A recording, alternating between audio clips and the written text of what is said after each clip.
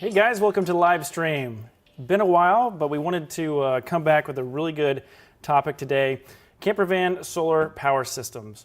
So we're going to walk you through a couple of questions that come up when you're trying to design and install a solar power system on your van.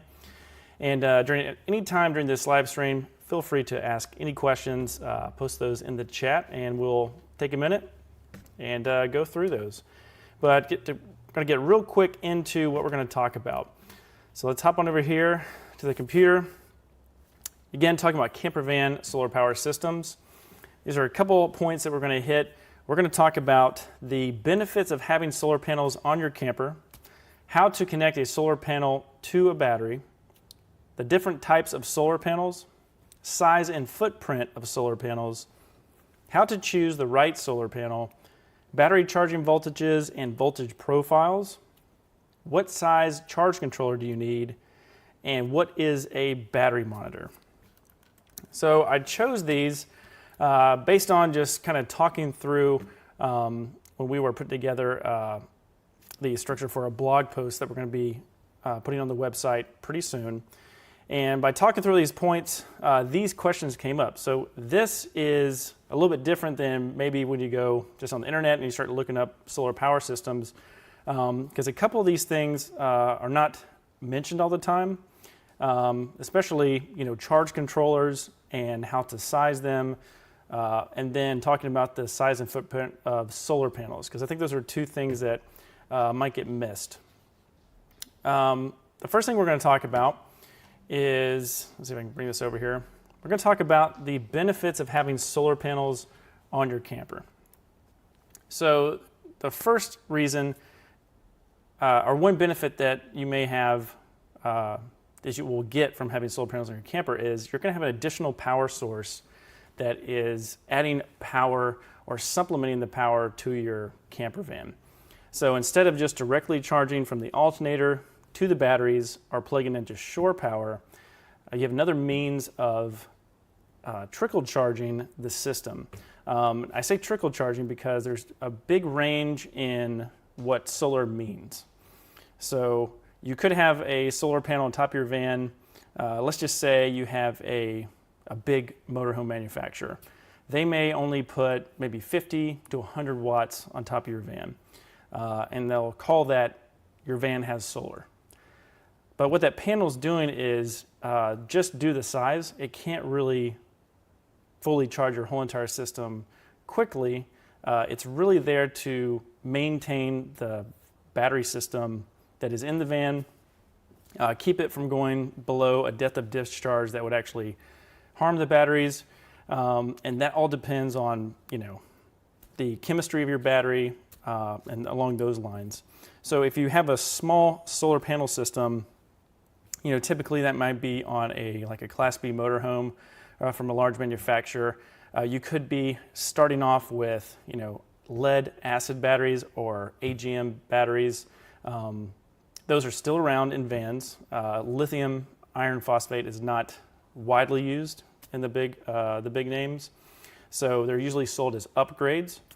And if you're starting out with such a low amount of solar, then I call it trickle charging because you're just slowly charging the battery as versus having a system where you're putting a pretty good chunk of amperage into it, and you're actually able to significantly increase the charging time rather than having a shorter time. So, benefits of having a solar panel. You're going to start with small. So let's talk about moving up to a bigger size. So when you move up to a bigger size, you get bigger benefits. So on top of your van, let me pull up a video just so you guys can get a visual reference for what we're talking about.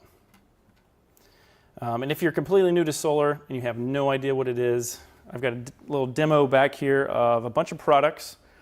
And we're all going to be talking about Renogy products. This video is not sponsored by Renogy. However, Renogy's website that I'm going to reference here in a second it's organized in a way so that if you have no idea what solar is, I'm going to walk you through how to learn about it. They're great entry-level products, closer on the budget end. However, I've used it on my personal van and haven't had any issues, customer vans as well. So I do believe they're pretty reliable. But we're going to come over here, go through the panel, the battery, and some parts over here. And then later, I'll talk about our van build cheat sheet, which will be in the link in the description below. These products behind me are on that list, so if you want to go on there, the Amazon link is there, and those are the curated items that we have put together in a free DIY cheat sheet that you guys can download straight to your inbox and see these products and know that they've been vetted. There's stuff that I've actually personally purchased and something that you guys can pick up if you'd like. It's completely free. Check out the link in the description below, and you can download it, send it right to your inbox, and you'll be able to kind of follow along with me as I talk about these products that I use. Not only the tools, but other items that you can use to install your solar panels. All right, so I'm just going to hop over here. Actually, let me get the screen up.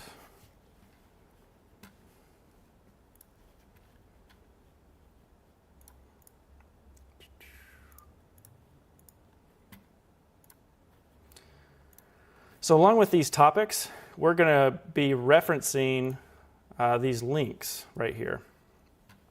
So there's 4 videos that are currently up on Van Builder HQ's YouTube channel.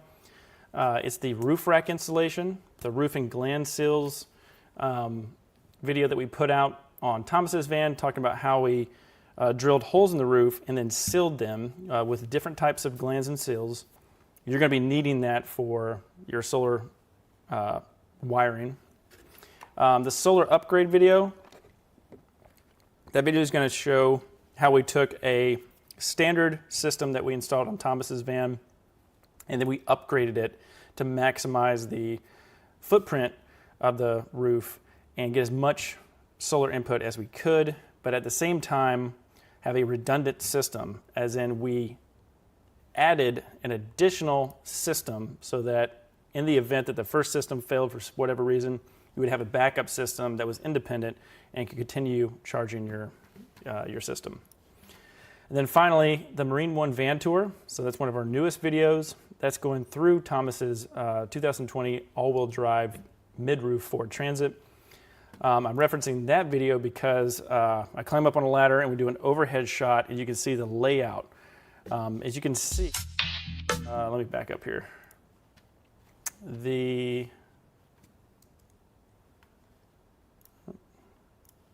One of the questions we're going to go over is size and footprint of solar panels. So we'll reference that video.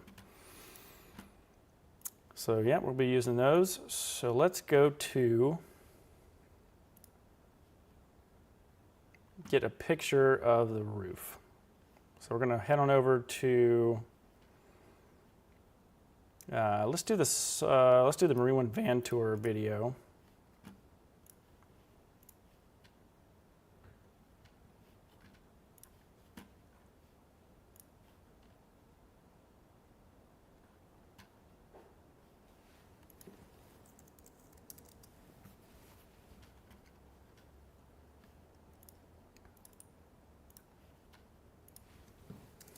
I'm going to put in the link to the DIY van build cheat sheet right here really quick.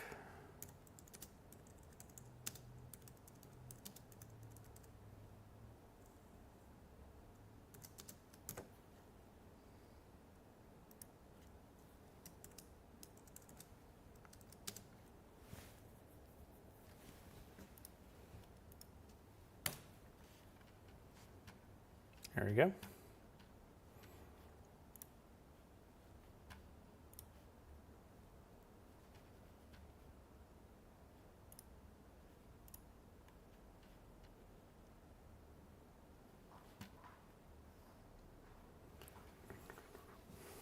And as I pulled up this video, feel free to ask any questions in the chat below.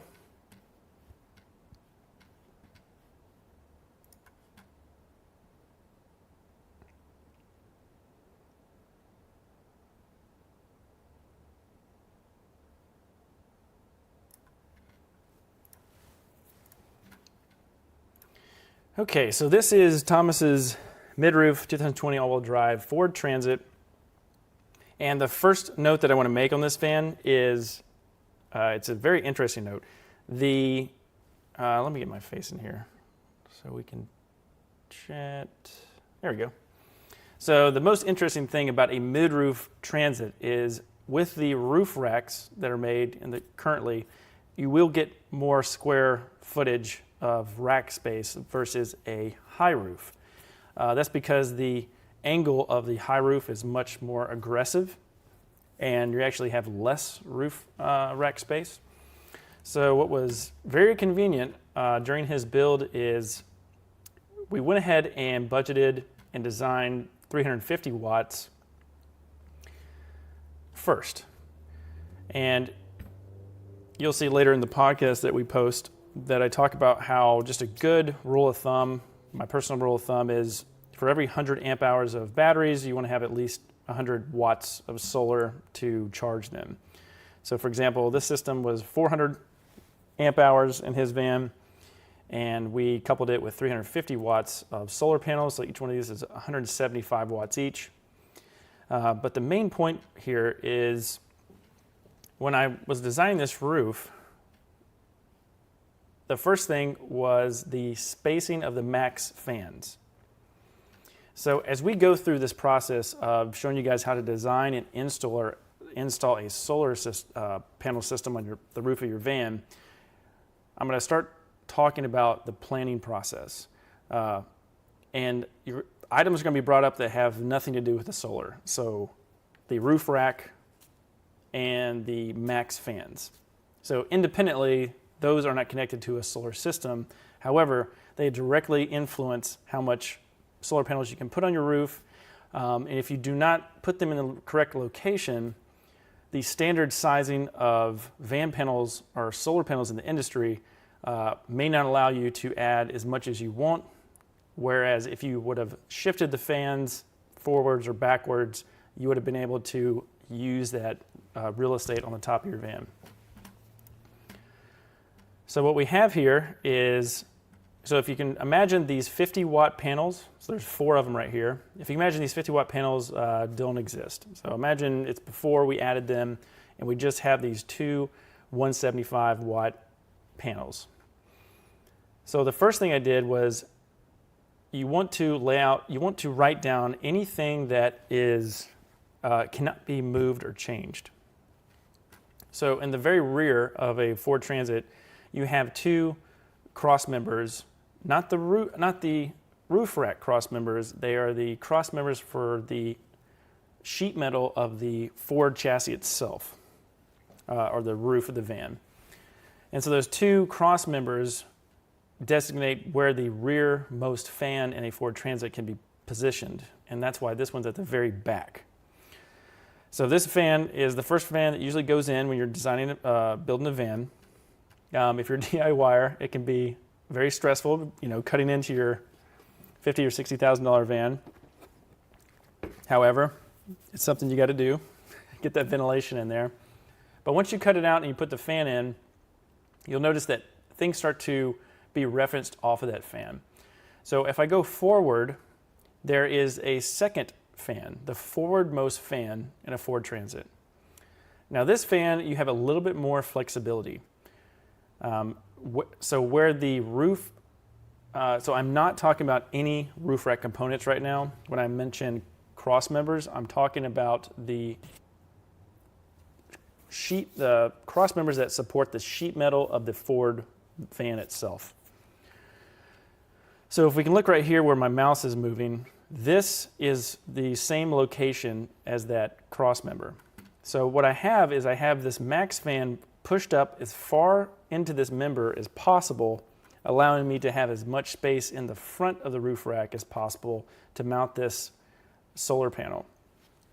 So while we're doing this, you may ask, how big is this solar panel? Just for reference, the Flatline Vanco roof rack, this is the newest version. So what we're working with here is a 58-inch width. That's the max height of the panels that they can be. And then from forward, back the front of the van or roof rack to this first foremost vent fan. I'm going to go to Renogy's site right now, and we're going to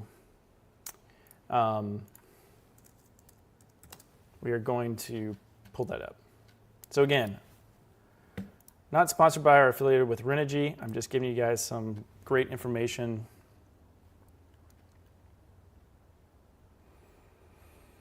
So if we head on over to their website, and we're going to go to products, and I'm going to monitor the stream, make sure it doesn't cut out. Internet's a little slow. We're going to go to solar panels. Yeah, so Jamie, post in the chat if it gets choppy. And then we're going to go to rigid solar panels. We're going to come over here, and then we're going to hop on over to the 175 watt monocrystalline solar panel. And this is the one that we are using. And then we're going to go to specifications right here. So again, this video is really coming from a point of you have a camper van, you're doing a DIY install, and you have no idea what anything solar means. So if you're here for that, this is going to be a great video for you. We're going to walk through all these components behind me and how to read all this jargon right here. So if you've never seen this stuff, if you've never done electrical work, you're probably a little overwhelmed with, what's max power, STC, short circuit current, max system voltage, all this stuff. The only thing I want you to but consider when you're purchasing a panel are really two things. How many watts the panel is rated for, and these two numbers, the short circuit current and operating current. Those really tell you what is going to, what you're going to get out of the solar panel. But for right now, only focus on the watts, because the watts are what we're going to use to start to size our system. Because even though they give you all this complicated information, they do reference your max wattage when you're getting ready to go to the next step, which is talking about the solar charge controller, which we'll go over in our next question. So as we're looking at this, not only do we have all this technical information, we have dimensions. And if you notice, this panel, it's 52.3 inches high. So that's within our 58-inch limit. And then we have 26.4 inches, about 26 and a half for the width. So that tells us where we need to position our railing for the roof rack. And for Flatline Vanco, for example, if you can see down here in the video, there's these slots. So you can slide the rails forward to back in most positions and allow to make up for that adjustment you need for the solar panel. So once you have your vent fans cut out, the back's going to be easy because you can't really do anything about it. That's where its home needs to be. Your forwardmost fan is where you're going to be able to adjust it to accommodate the maximum size for your frontmost solar panel. Now again, this is a mid-roof fan. Don't get it confused with a high roof, because a high roof you're going to lose quite a bit of space. I don't have the number right off my head at the moment, but you have less space. So once the two fans are mounted and you have your solar panels chosen and the watts that you would like to have chosen, and you have a roof rack that can support the solar panels. Now, you don't have to have a roof rack to install solar panels in your van. However, I would highly encourage it because for multiple reasons. One, the installer is easier as you can align the rails. You can put these brackets right here we'll talk about in just a minute called these Z brackets. Kind of see, look like a little Z. These brackets that bolt to the railing of most roof racks, and they're standardized to mount into the solar panels themselves, so you can do that. And then not only can it go on the roof rack easily, but your solar panels are lifted up off of the roof, which allows for circulation of air around the panel. As the panel heats up, it gets less efficient. So keeping that air moving under and over the panel when you're stationary and even driving, it's going to allow that panel to stay cool and be at its most efficient, at its highest efficiency. All right, let me make sure that I'm not drifting on what we're talking about. Okay, getting back to the benefits of solar panels.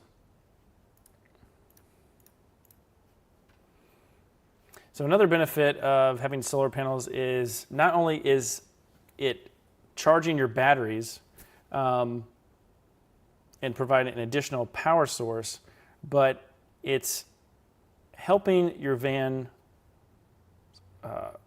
power consumption.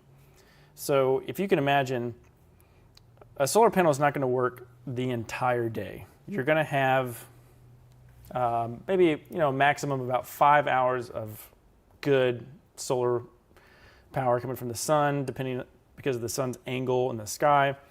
So that midday 5-hour period, you're going to get your maximum sun. And during that time, the more solar panels you have, you can begin to offset items that run all the time in your van, such as lighting, your refrigerator.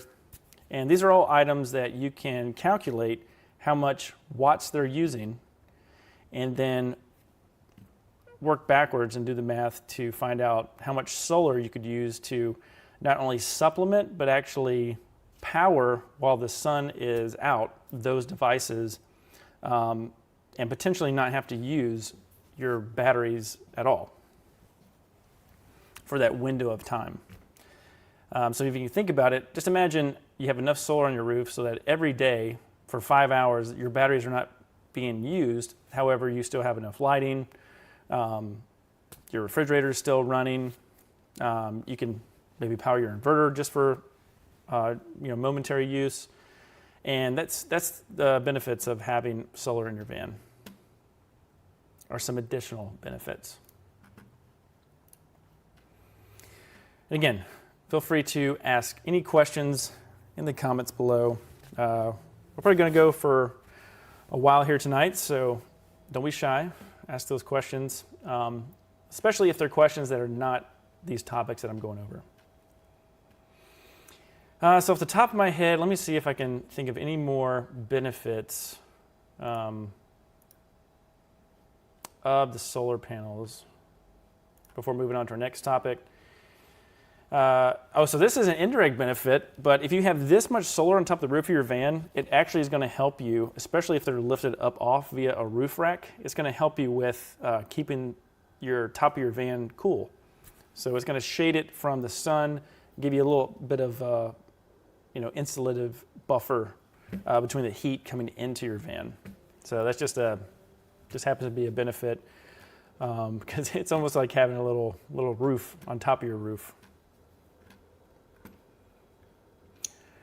And then the last thing I'll mention, unless you guys have any questions, is by doing 2 different independent systems, so having 2 175 watts and then having 4 50 watts on a different circuit completely, you have some redundancy so that if, say, you're just randomly out somewhere and a tree branch falls on top of your roof and you break one of the solar panels, you're not fully compromised. You have some other ones that can do the same thing. Same if you have, you're in a really bad storm, hailstorm, something like that, or something just, shorts out. Redundancy is really, really nice to have. So let's go ahead and move on to probably the main topic at hand is how to connect a solar panel to a battery.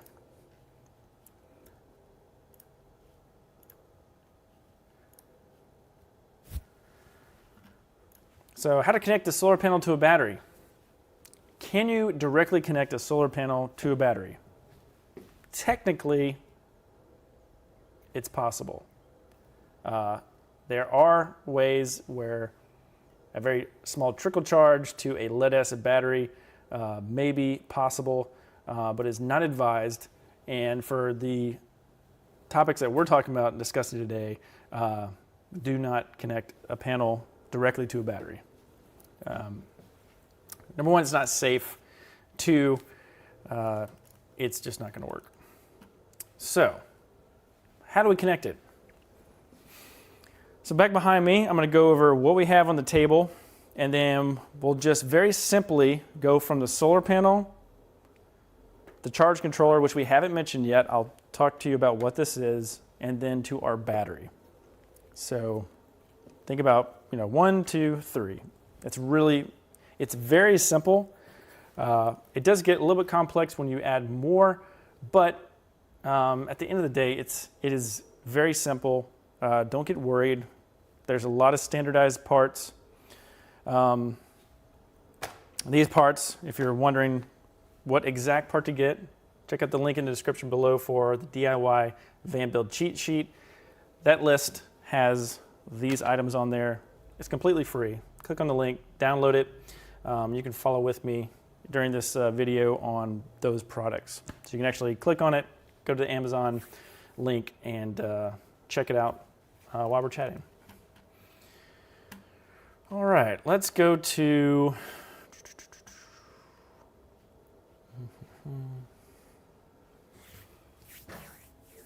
see, I wanted to show you guys. So we're going to reference Renergy's site in case you guys want to follow along. I'm going to go through there right now.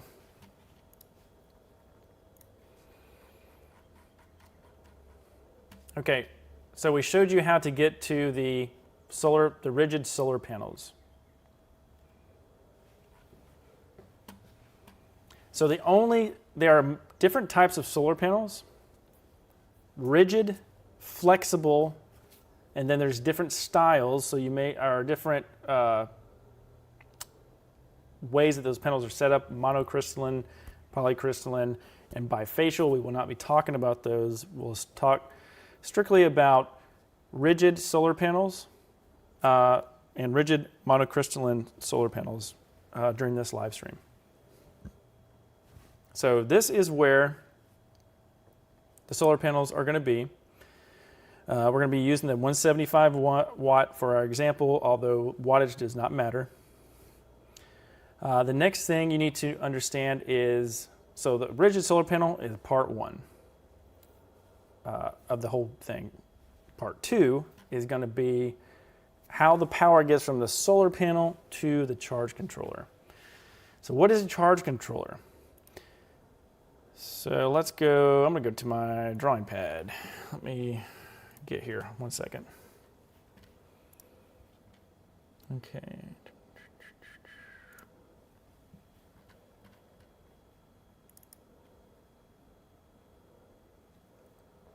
Again, if you guys have any questions, feel free to ask away. So I'm loading up my tablet over here, and I'm going to draw out just super basic kind of ABC of how to do this.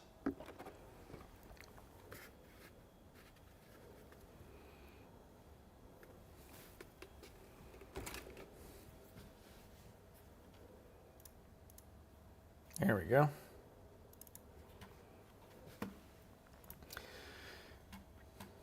Just give one more second, we'll have this popped up.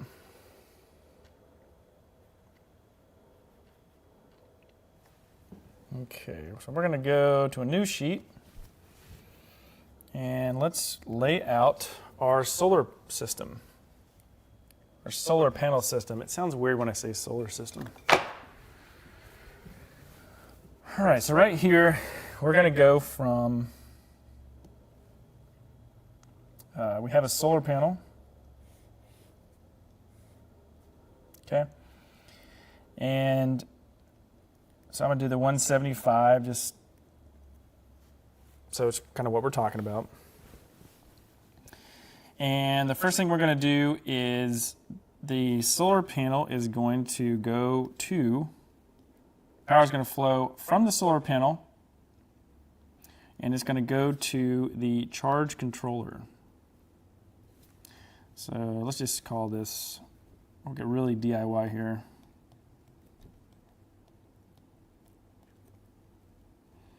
So this is the solar panel.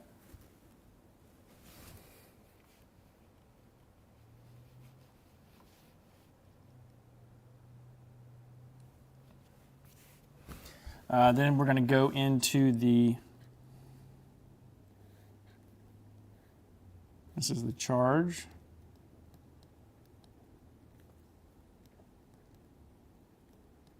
Controller. And then we're going to go from the charge controller, we're going to go to the batteries themselves. And I'm leaving a lot of space here because there are different components that are going to go into, there's cables, there's fuses that are going to go into the system. And in this video, unless you guys, my audio is acting up.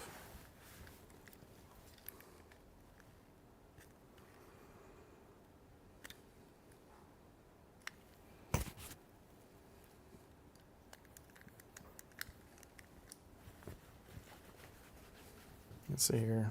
In this video, unless you guys... okay, wrong. There we go. That should fix it.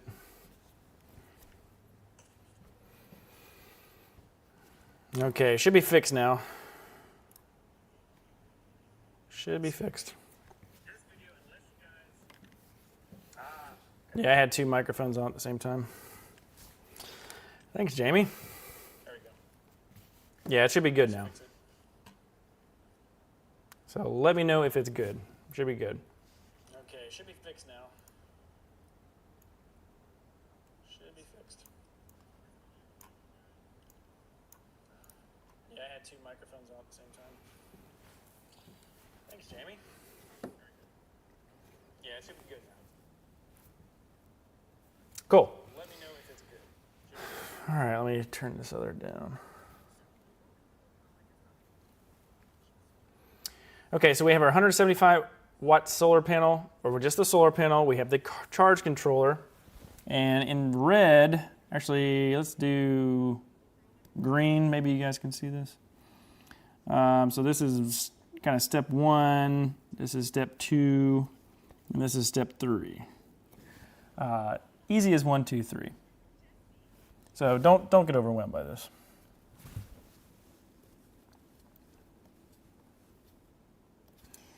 Then we have the battery.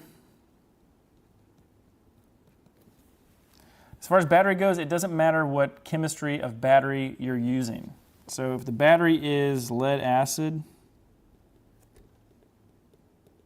that's okay. Let's see here.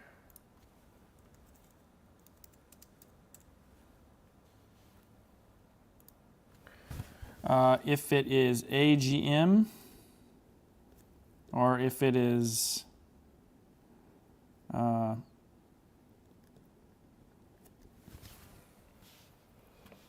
let's see here.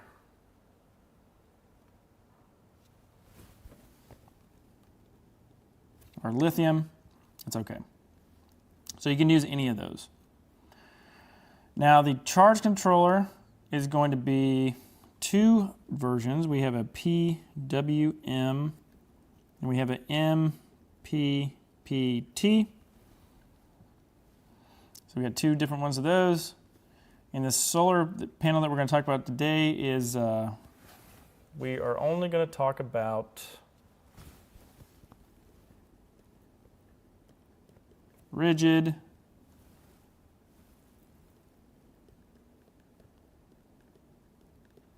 a rigid solar panel that is monocrystalline.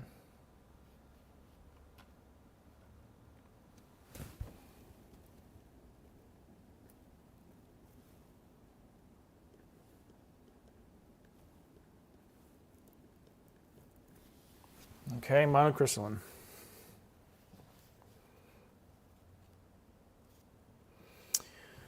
All right, so we got these three things here. So we talked about the solar panel. Now let's talk about the charge controller. That's where we left off.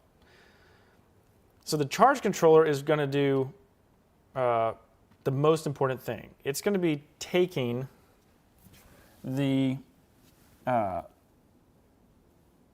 do this in blue. So the charge controller, it takes the higher voltage. Let's go here. Well, we're over here on my computer now. So it takes the higher voltage coming out of the panel, and the voltages can differ. So let's just say 21.6, for example.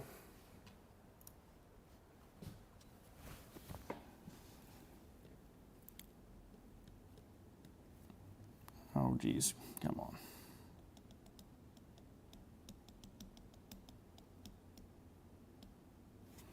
So it's going to take the high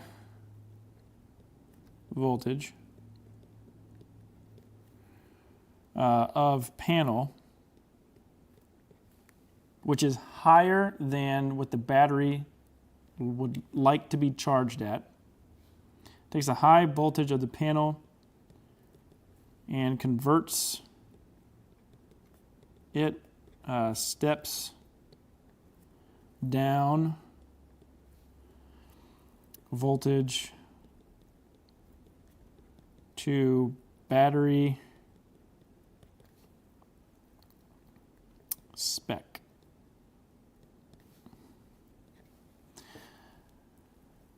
So let me know if that does not make sense. So basically, the solar panel, in order for it to, it's designed with when it takes the sun and it converts it to power, it's going to be at a higher voltage.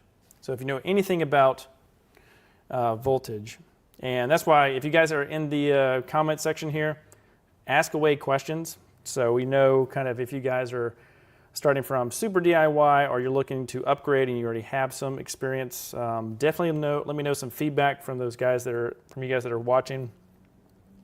But we're going to take the higher voltage of the panel that comes with the panel, and we're going to convert it to a lower voltage that the battery likes to be charged at, or it is recommended for it to be charged at.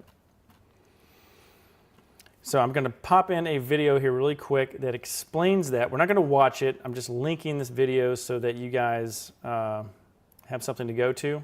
So go to Van Builder HQ, go to the live stream, and then I want you later to click on this, but you're going to go to my solution for overpriced lithium batteries, where in this video I explain to you, or I teach you how to learn about the different aspects of how manufacturers sell their batteries. So if you click on the video, let me just share this link really quick.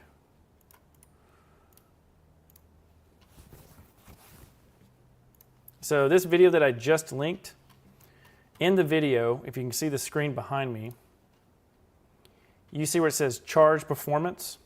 So this is a spec sheet that comes from a battery manufacturer. So if you're looking to, if you're shopping around for batteries, whether it's SOK, Renogy, Battleborn, Relion, anything like that, you'll see this will be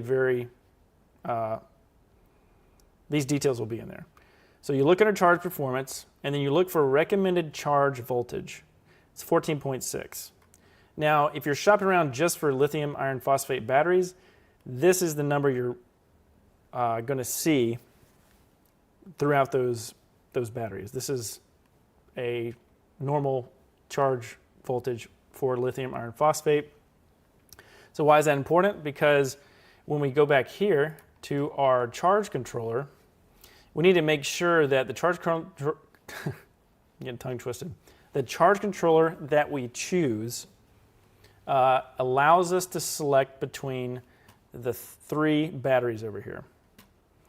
So we need a charge controller that can switch between lead acid, AGM, or lithium, so it can convert the power from the panel to a charging voltage that is specific to the battery chemistry, and then the battery is nice and happy. It gets the voltage that it needs to charge,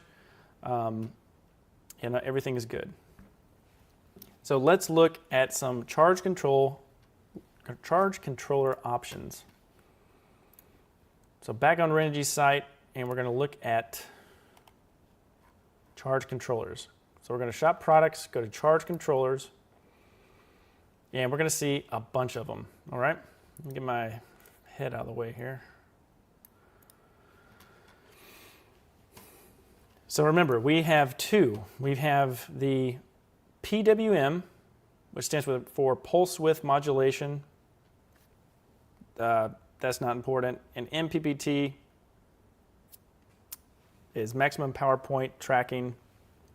You don't need to know that jargon. All you need to know is that PWM is a more inexpensive, slightly less efficient, and the MPPT is a more accurate way of, or more efficient way of getting the solar panel voltage, or getting the power out of the panel into the battery. So typically, most kits will come with the PWM charge controller standard, and then if you want to upgrade, it's usually the MPPT is usually more expensive, although you can find kits that has the MPPT. So here we go. We're on Renergy's site, and we're looking at charge controllers. So the one we're going to talk about, what a hands-on approach, is going to be the 50 amp DC to DC onboard battery charger with MPPT. And so as you guys can see right here, we have this. Peter, excellent question. That's an excellent question. My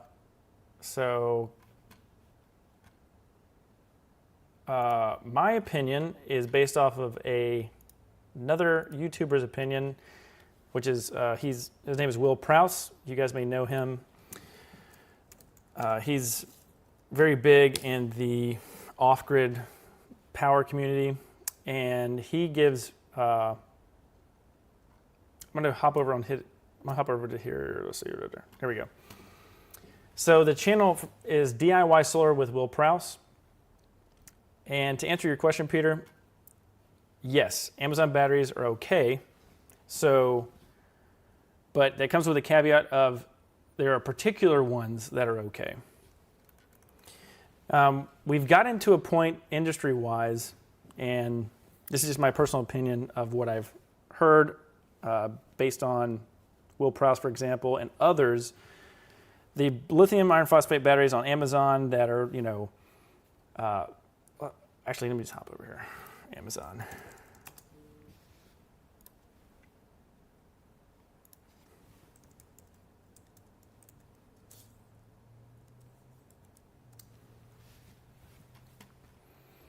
So, your Chins, Lifetime, Power Queen, all of these Chinese brand batteries. So where I'm basing my opinion off of they're okay to buy is off of these ones that Will Prowse actually rips open and goes through and talks about. So let me get rid of these commercials. So I'm not going to play the video, but he'll take batteries off of Amazon. He'll go through, review them. He has a lot of good feedback from everyone asking questions. And so you can, he literally cuts the battery open and goes through the insides and lets you know if it is a suitable, cheap battery to use and if something that he would recommend. So the Amazon batteries that he recommends would be the ones that I recommend as well. Now, I personally do not use anything off of Amazon because I don't think there's, so for example, this battery, $329, let's go over here to Amazon. $599, what do we got? $269, $319, all right? Let's just say $350. If we go to Renogy's site, and again, not sponsored by Renogy, this is kind of where I got my start, so I really understand their products. But if we look at their batteries, we can see that a 100 amp hour lithium iron phosphate battery with Bluetooth from Renogy is $469. So about $100 premium added to this. But the reason I would kind of vet for that is because if I come down here, we have a standardized way that they are producing these.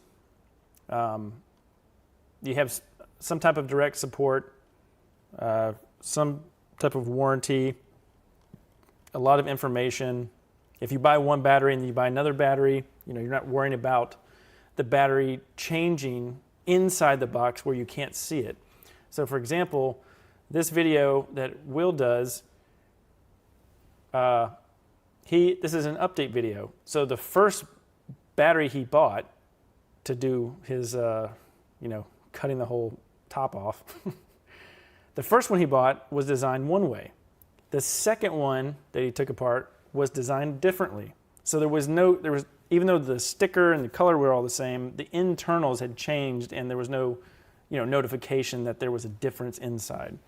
And that makes you wonder, if you buy 5 of these batteries off of Amazon, are they all the same inside and they had the same sticker on the outside? So that's kind of where you're, if you can stretch to do $100 more bucks and get a name brand such as Renogy or even SOK for that fact, I believe it's worth it. Not only that, but they're going to have all the specifications, and I just think it's a smarter way to do it. Peter, one last thing to answer your question is if you go to the My Solution for Overpriced Lithium Batteries, in this video, I break down to the nitty-gritty everything about the differences from an SOK to a Battle Born to a Victron Energy battery, and really get into why the more budget level actually may be the better value for you. So that's a good idea. Then lastly, let's just go to SOK.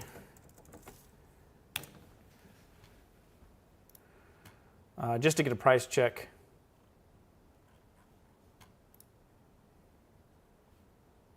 So $571.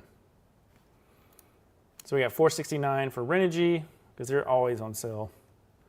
But if you went up to the $571, SOK has very, very good reliability. And then Will also talks about covers that in this video. All right, great question, Peter. This is the questions that I like to hear. All right, so we were talking about charge controllers. So let's back up. So we'll be going over the 50 amp DC to DC onboard charger. Now, I mentioned 50 amps, and if you're wondering, you may be asking Nick, you didn't cover that. Okay, so let's start talking about our power numbers. So the first thing we have is 175 watt. Our charge controller is going to have we'll need to select amperage. So select amperage based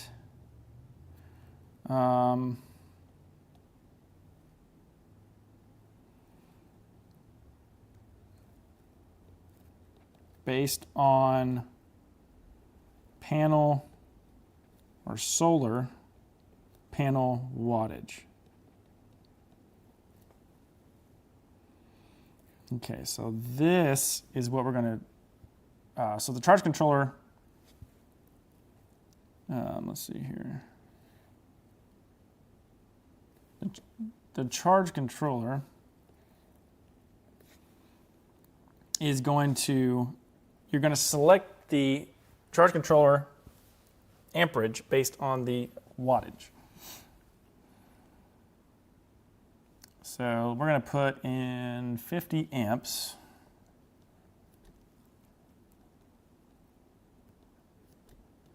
Okay. And if I lose you, just...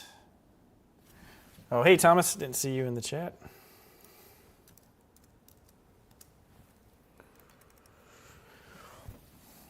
So we're going to...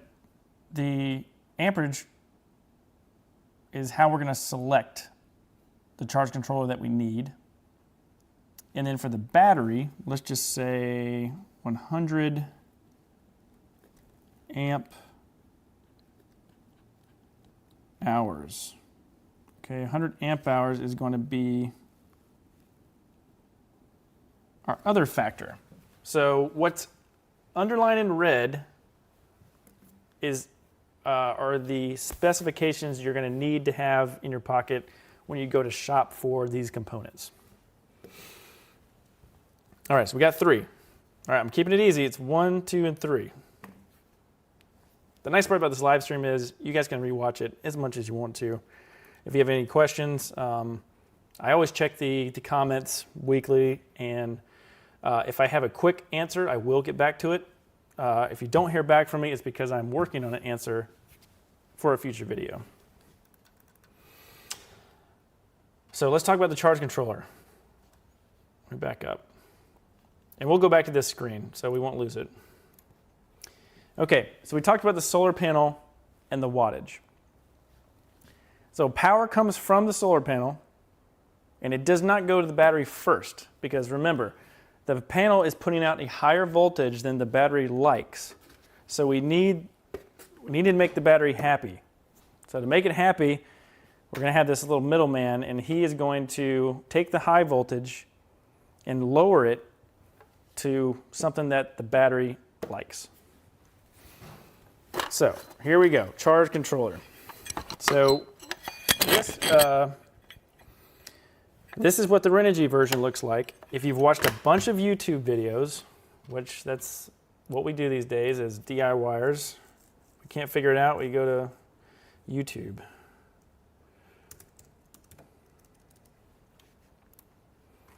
I need to add this to the list. We're looking at Victron. Victron.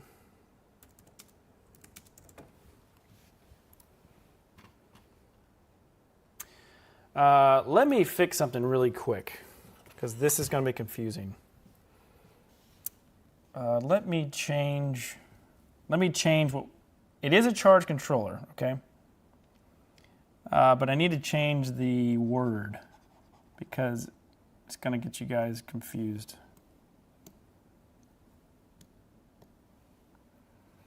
This is a DC. Oh, good Lord. This is a DC to DC charge controller. Okay? DC to DC charge controller. All right. Because you type in charge controller, and it's a 12 volt. Okay, it's a 12 volt DC to DC charge controller. So that is important. All right, so we go to Amazon, friend Amazon. Go to Victron DC to DC 12 volt, and you've probably seen these things called Orion Tri-Smart and other ones. And what they are is they're a box that is going to convert the higher DC voltage to a lower DC voltage. Now, there's a couple different flavors of these. There are the boxes you'll see like this one, which is Renogy, and you'll notice it's much smaller than the one that I have right here, because not only does this, actually, hold on, I am messing my own class up here. Let me back up.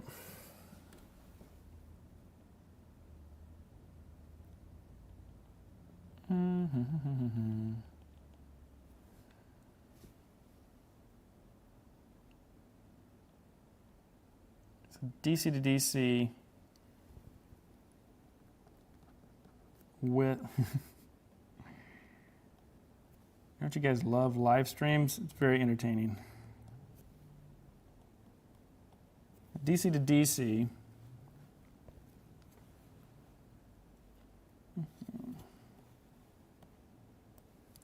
Yeah, I want this to be extremely easy for you guys to understand. So give me 1 second to correct how I am explaining this.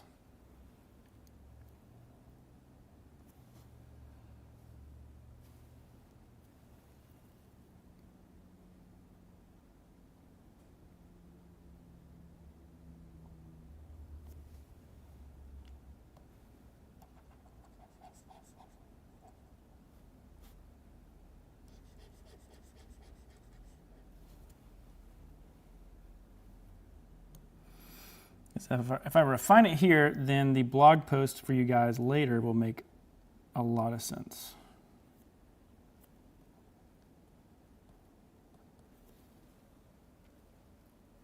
So we're going to do a 50 amp PWM or MPPT charge controller.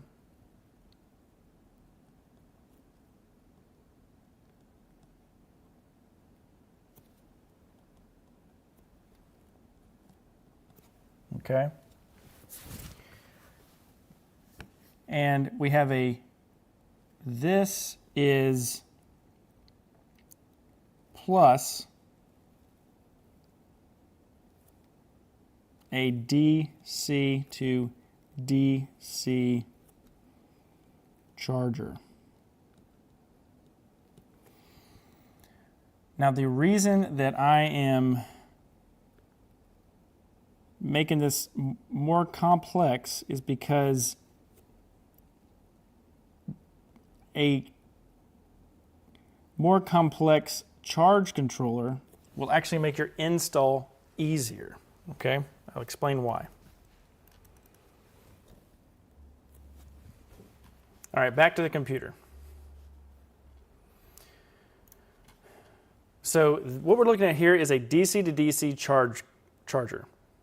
This DC to DC charger does not have a PWM or MPPT charger built into it. So the only way that this can charge your batteries is via an alternator. So when you are looking on here and you see this, you got to be careful, because these controllers will not, they're not solar charge controllers. They're just DC to DC. So when you come up here, if you go to Victron PWM charge controller, so this one is a solar charger, right? So that can be confusing, because even though you are charging, it can be confusing that a solar charger and a DC to DC, they're separate, but just like the example that I'm showing you today, they can be combined into one unit. So if you're doing this and you're starting off, one unit may be an easier way for you guys to install it. However, when you're shopping around for it, it can get confusing because you may be looking at a charge controller like this, but understand that this one right here is not solar. It does not have any capability of inputting solar, and this one does. So you can see how they look almost identical. This one and this one. This one is your alternator only, no solar, okay? This one is solar. So just understand that the word charge controller is used for PWM, MPPT. It's also used for DC to DC charger from your alternator. They look very similar. That's my point. Okay, moving on. So we have our charge controller right here in the middle. So let's go to me and I'll explain this. So we want to get power from our panel through the charge controller to our battery. Now this box will do two things for us. It will take the input, the solar input, which is over here on my, so your left-hand side. So it'll take the solar input, it will convert it to the battery chemistry. So this little battery right here, you can select what chemistry battery you have. And then, so we have lithium, so we'll go into the controller. The cool thing about this controller is you can, where's the button on here? Right here on the side, there's a little button, and you'll cycle through that button, and this light will turn a certain color, and that'll let you know what battery chemistry you have this programmed to. So you'll hook up your solar panel here, the positive wire of your solar panel. The negative will go over here, over the ground of your system. And then the solar panel power is going to come in. The battery chemistry selected is going to change that to what the battery you're charging charge profile is. And then right here, this output is going to be directly connected to your battery. And so that's how the whole process works. Now, while we're here, you'll probably also want to, even though this video is specific to solar power charging only, you'll also probably want to charge via your alternator of your van.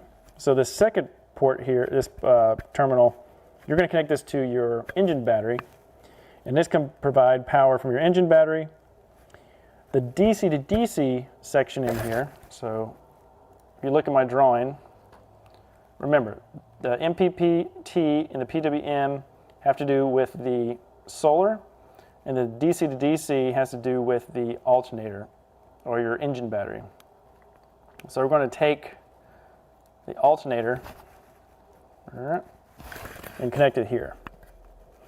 The cool thing about this box is it prioritizes solar over your alternator. So when you're driving, it'll take the most power from, or when your engine's running, it'll take the most power from solar first and then supplement with the alternator. If there's no solar or not enough, it'll convert to just the alternator to charge. That power comes through here, and then on the output, it is at a correct charging voltage for your battery system. So that's how a charge controller works. Now, charging controllers come in different currents or amperages. So you can have 20, 30, 60. So depending, this is a 50 amp. So depending on how much solar you have will be how much power that this can handle. So you want to size the charge controller to how many panels you have, not the other way around.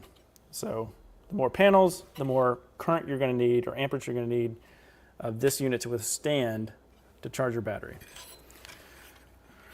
All right. If that's not clear, put some questions in the comments. I'll pause and talk about it because I know it can be overwhelming a little bit. And then finally, we have our battery, and the output of the charger controller is going to go to the battery, and that can be seen here in our last drawing.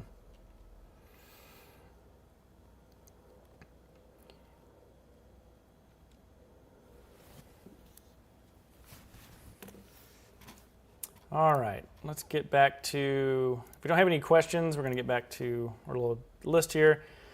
So we talked about the benefits of having solar panels.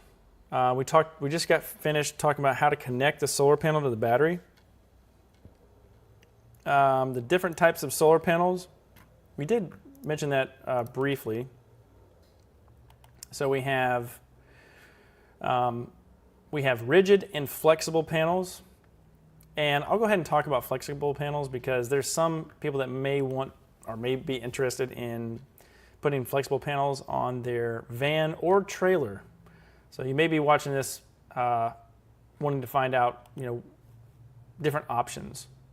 Some people have teardrop trailers or curved roofs, and sometimes it's easier just to put a flexible panel on there rather than a rigid panel. So a rigid panel is going to have an aluminum frame and glass face, and it's going to come together just like the one behind me. So the rigid one is going to look like this. You're going to have, on the back of it, you're going to have your wire and an aluminum frame. It is going to be heavier than a flexible panel, but it's going to allow you to mount it much easier to these roof rack mounting brackets because it already has pre-drilled holes in the back of it. But now let's talk about flexible panels. So if you go to solar panels, you got rigid, let's go over to flexible. So the benefits of flexible panels are they're lighter and they flex, obviously. However, a downside is because you don't have that airspace underneath the solar panel like you do when you're putting a rigid one on a roof rack, you're going to be absorbing all the heat of whatever surface the flexible panel is bolted or glued or screwed or glued down to. It's going to absorb all that. The more heat that the solar panel soaks up, the less efficient the panel is. And that makes the power that you get out of it less. So if we click on one, we'll just look at a picture real quick. They do have mounting points to it. Again, it's ultra lightweight, so a 170 watt flexible panel is 6.2 pounds. If we go to the rigid one, so we got 6.2, let's keep that in mind. 6.2, and then we have this one, which is, so 6.2 pounds versus 21 pounds. So it is a significant difference. So if you do feel like getting a flexible panel, that's just the example I have for you. The second thing is we have monocrystalline, polycrystalline, and then we have bifacial. Let's talk about bifacial real quick. This is kind of new to people that have never heard this before. What is bifacial?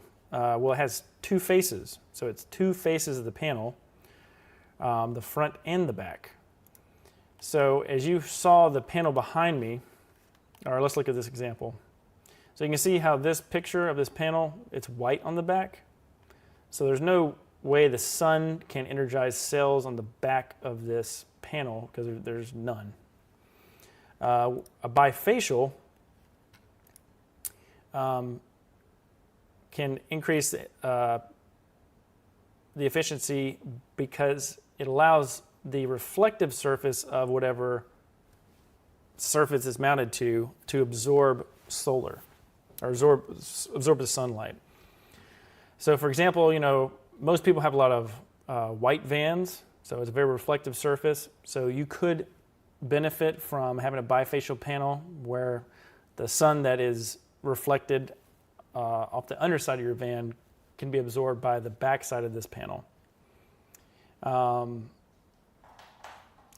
haven't used these, so I don't really have any experience. I'm just pretty much explaining to you what I've learned. So that is the different types of solar panels. Let's talk about size and footprint of the solar panel. And we're going to go back and reference Thomas's video here really quick. Let's get back to his video.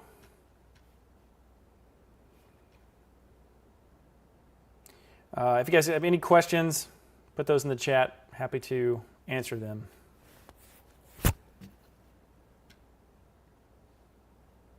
All right, let's get this video loaded up here.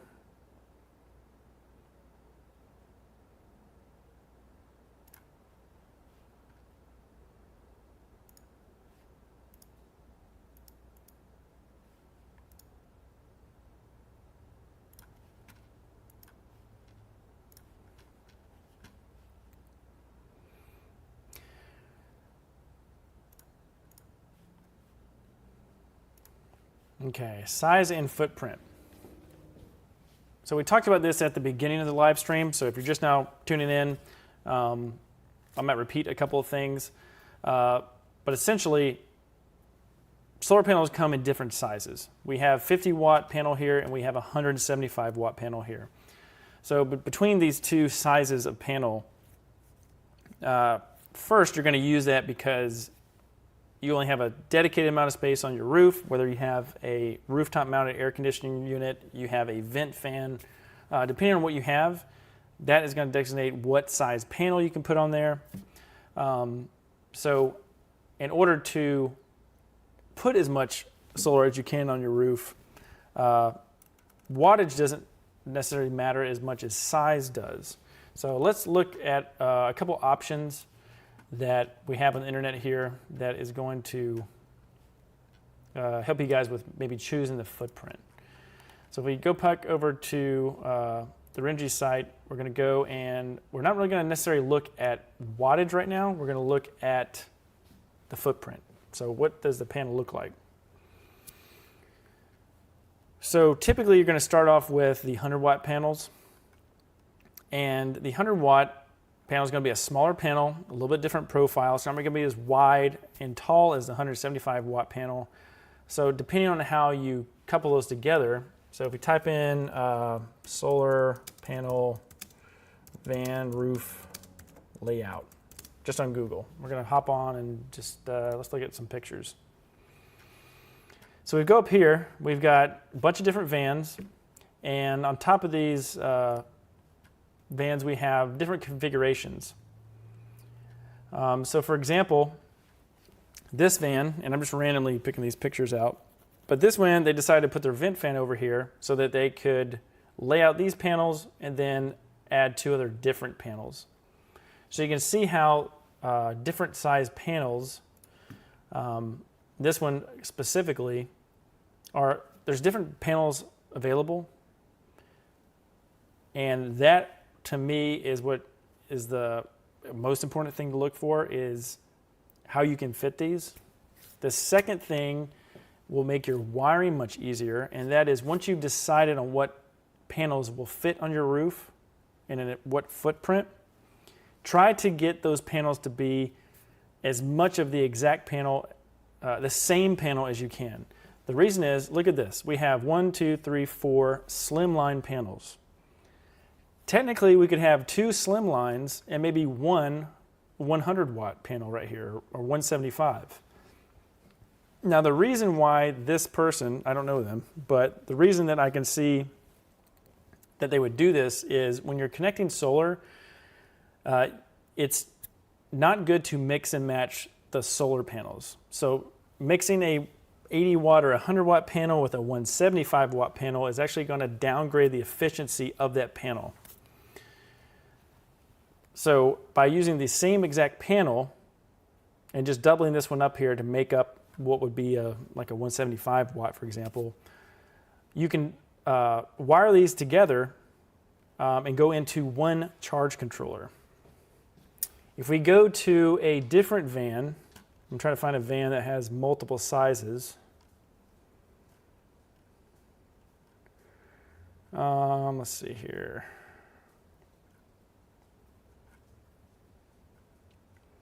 If you have multiple size panels, notice how everybody has the same size panel. There's a reason, right? That's what I'm explaining right now. So you have these panels because the way you wire them. That's why everybody has the same. It's going to be very rare that you see panels of different sizes. I think there's one at the very top. Stay with me here. So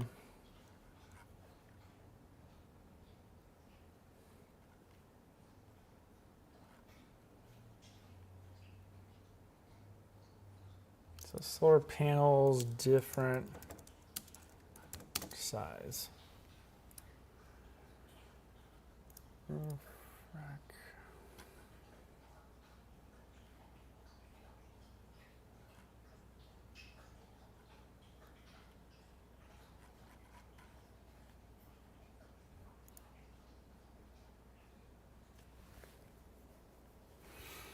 Yeah, so this is actually a really good example, just a live example, because we're seeing that most of these roofs have the same solar panel, no matter what configuration, no matter what size. They're not putting different panels on the roof and wire them all together. And that's because when you're wiring your solar panels together, so over here on the left, if you have, say, a 175 and a 175, so you have 300 watts, 350 watts coming in. You have 350 watts coming in. Your voltage is going to be the same because of the way that you're wiring it. Now, if you had a different example where, say, that this panel right here was 50 watts, I'm going to hopefully find a Renogy example. If this was 50 watts, this is not what matters. It's the voltage that's coming out of each panel. So, for example, if we go with this 100 watt, I don't know if this is just an example off the top of my head. I'm not sure if this is going to show you what I'm talking about.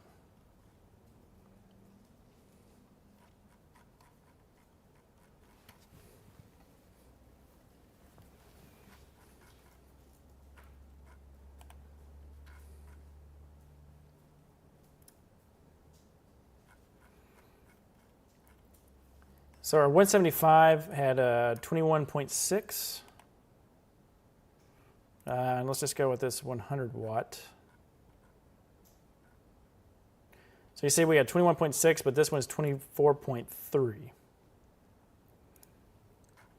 And it's just a good rule to keep the voltages exactly the same, and that leads to having the same panel. It's not that you can't do it and mix and match multiple ones. You're just going to have. It's just not the most efficient way to put a system together.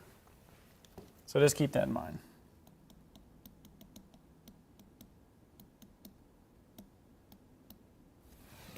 All right, let's finish up these questions here. So how to choose the right solar panel.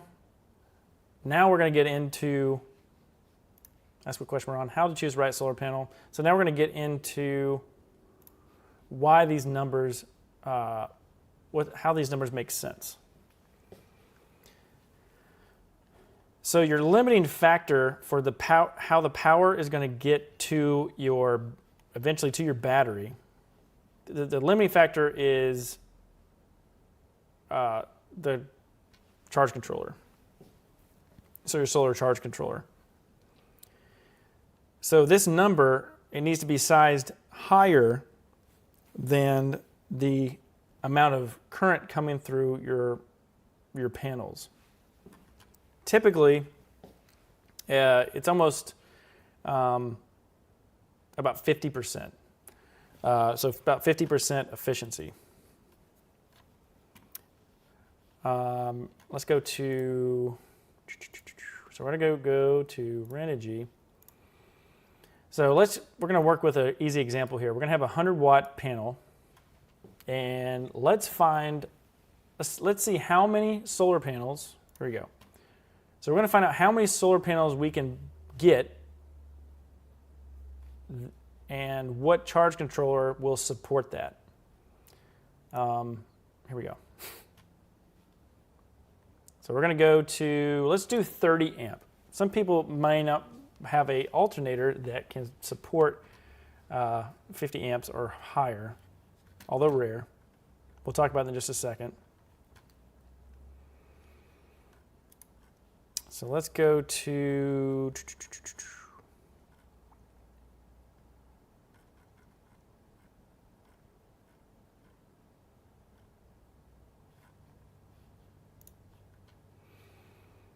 okay, so we're looking at this charge controller, and we're going to click on specifications, and what you'll find is you need to find out max solar input. So find where it says max solar input. So on our drawing here, we could go through and do the math of our wattage or amperage to find out how much, what both of these systems that we could use to charge our batteries as most efficiently as possible given the size of our roof. I don't have that video.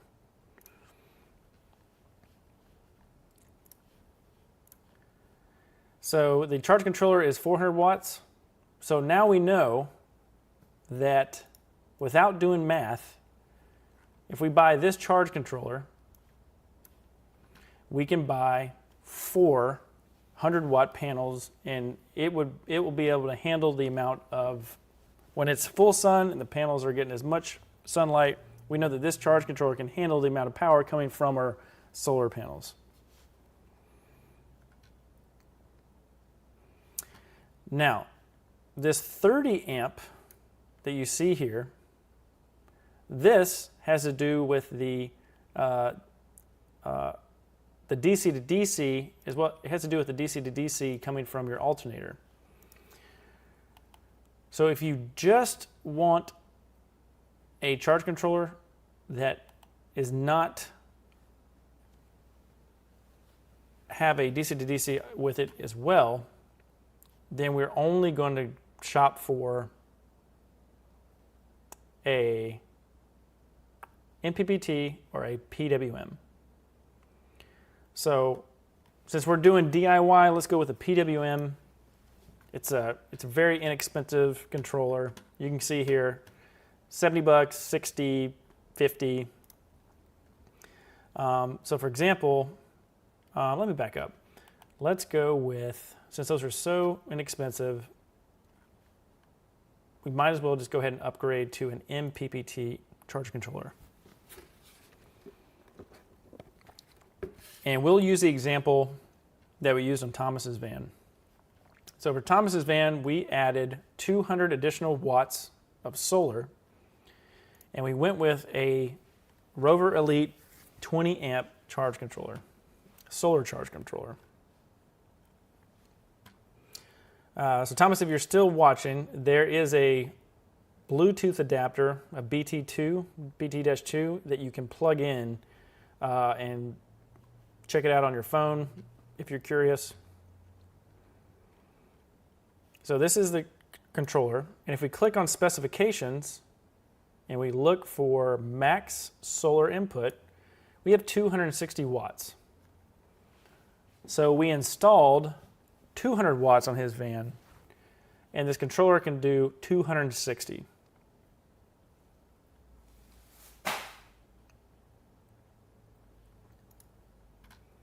Again, So now, see this 24 volts? Ignore that because we're only talking and discussing a 12 volt system. That may be confusing to some people that have never are just getting into this. 24 volt is a completely different setup as far as a power system goes. And for the DIYer, I wouldn't recommend it. It has some benefits, but let's, for this one, just talk about the 12 volt.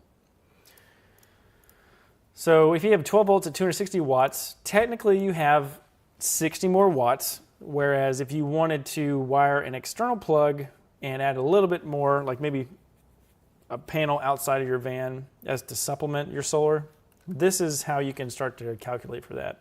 But it's kind of out of the scope of this live stream.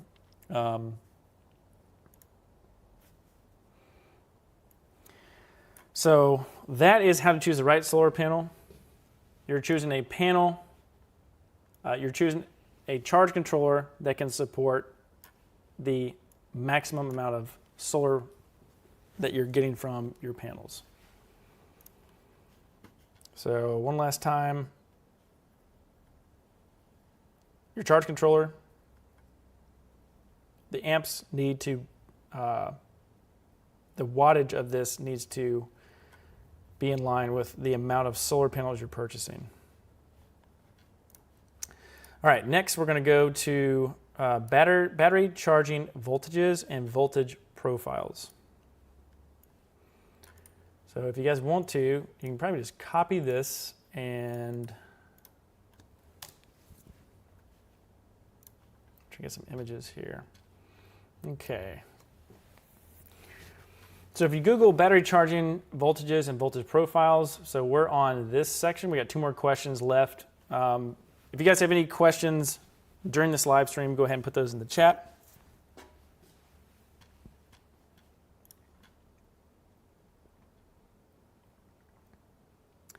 But we're going to look at battery charging voltages and voltage profiles.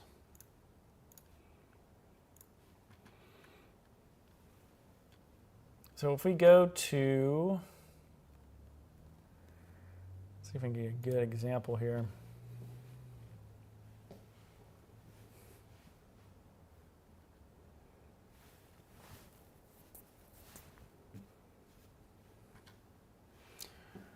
And we're going to go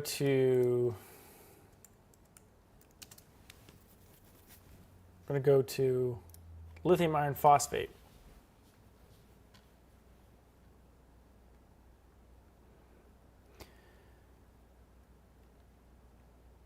So when you go to your charge controller,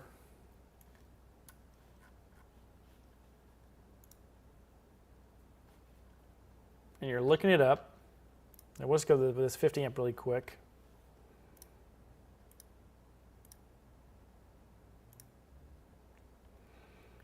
You'll see when you go to purchase these, it says compatible with multiple battery types. And it'll say gel, AGM, lead acid, lithium, flooded, or sealed lead acid or flooded lead acid. Those are different types of batteries. And so this controller is going to have a little button on it, and they're all going to have this. So even if you get like a more inexpensive PWM, it's still going to have a button to cycle through to select the battery chemistry that you're working with. When you select it, it's going to come over here and it's going to have a map on how the battery is charged.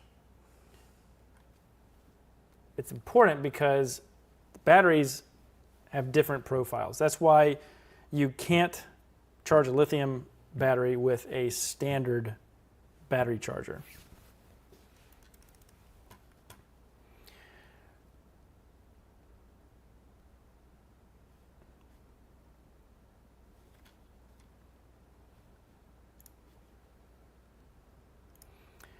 So that's just a little bit on battery charging profiles. If you have any questions about that specifically, put that in the chat below. Next, we're going to move on to what size charge controller do you need? So when we were doing the how to choose the right solar panel, we went over that. So the charge controller is going to be based off of how much wattage is coming out of your solar panels. So essentially, the bigger this number gets, how many solar panels you have, whether it's 350 watts or more, is going to change the max watts that you need to be able to accept on your charge controller. And then finally, let's talk about a battery monitor. So why is a battery monitor important? So let's go back. Here we go. Last question, what's a battery monitor? So we're going to finalize here with our drawing. So a battery monitor is going to be the last leg of this system.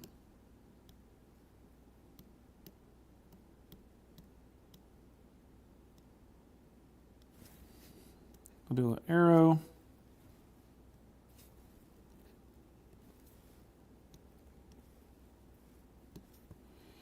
Okay, so then we're going to have a battery monitor, and this is going to tell us our battery percentage.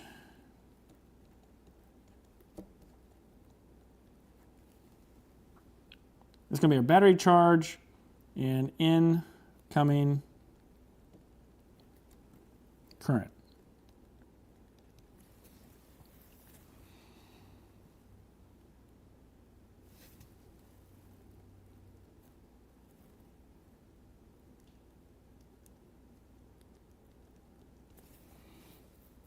So this is probably going to be like a digital screen. You actually might have like a little battery over here, and the battery is going to show you, like a meter of how full it is. Because between the solar panel, the charge controller, and the battery, unless these are Bluetooth devices or have integrated Bluetooth, you're really not going to know what's happening with your system. So the reason this is the last question to go over is once you have this, your panel, your charge controller, and then your battery, you're going to want to have a way to monitor how much is coming in. So if you get a nice sunny day, you can actually see, what's the max current that my batteries are being charged at. But at the same time, as you're discharging your system over the day, you can see how much battery percentage you have left so that you're just prepared if your power is about to go out and maybe you need to run your engine, to charge it via your alternator. So let me be specific here before I end. This is solar. So let's use this orange one. This is the solar charge controller. And the DC to DC is going to be your alternator. Let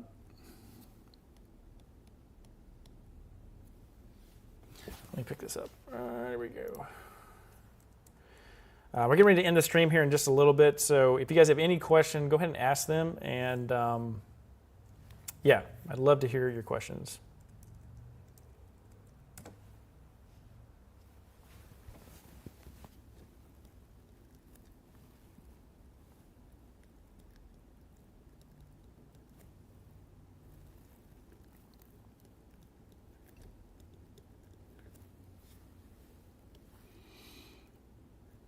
All right, so trying to be more specific so you guys don't get confused.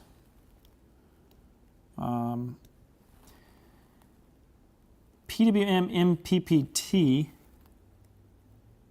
is solar charge controller. The DC to DC is alternator charging. So this one would be, so I'm going to get rid of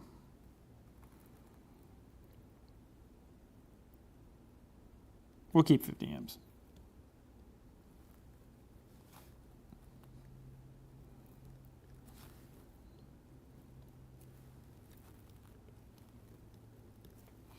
Because you can have, so hopefully that makes sense.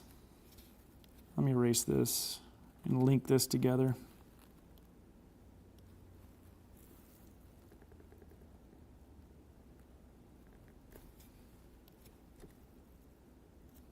There we go. Okay, I think it makes more sense. There's two components to that charge controller. So you can have one that is just, it's only PWM or MPPT, it's only this, or it can be combined with a DC to DC that allows charging from your alternator in the same system. And let's see, let me get rid of the...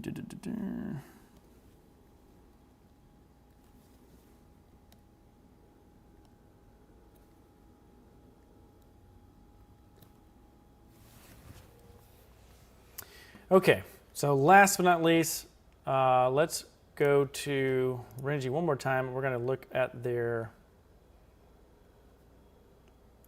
it's called IoT monitoring. So these are pieces of, this is a digital interface where you can see what's happening to a system. It can be your solar charge controller, it can be your DC to DC charge controller, it can also be your inverter, but this is a way to monitor your system and see how your power is coming in and out and how you're using your power. So last question of the stream is your battery monitor. What does it do?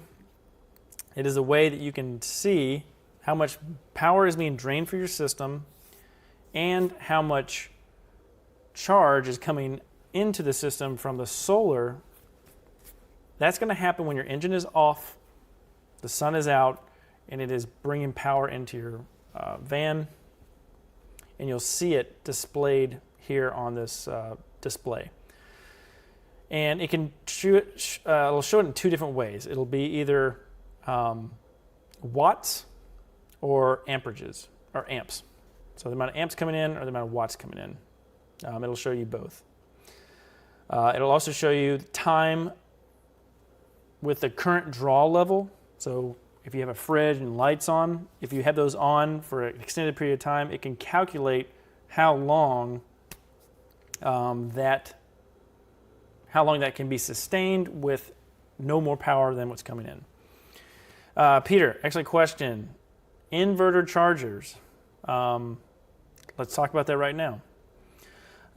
So in summary, we have gone over this whole entire system. If you have questions, put those in the chat below. We can put that into a future video. But right now I'm going to answer Peter's question. He is asking about inverter chargers. So let's go to our drawing here. And I'm going to bring my face. Here we go. Let's see. Hold on a second. Let's move my head up here. Okay.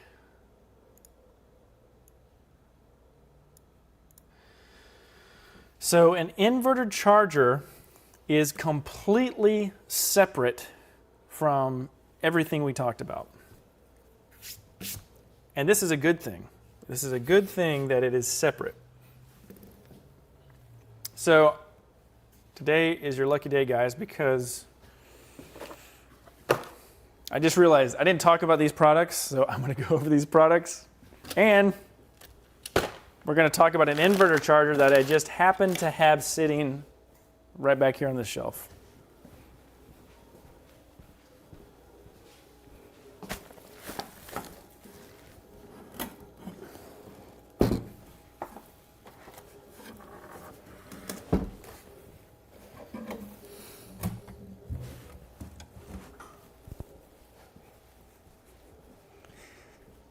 It is extremely heavy because it is two components.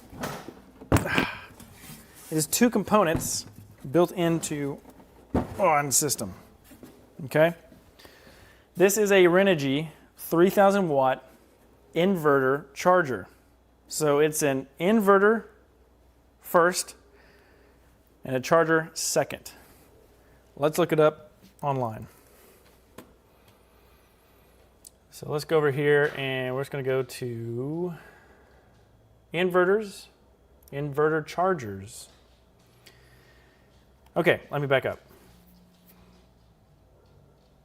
Here we go. Okay, there's an inverter. An inverter is taking the 12 volts from your battery and converting it to your 110 volt or household power, mains power.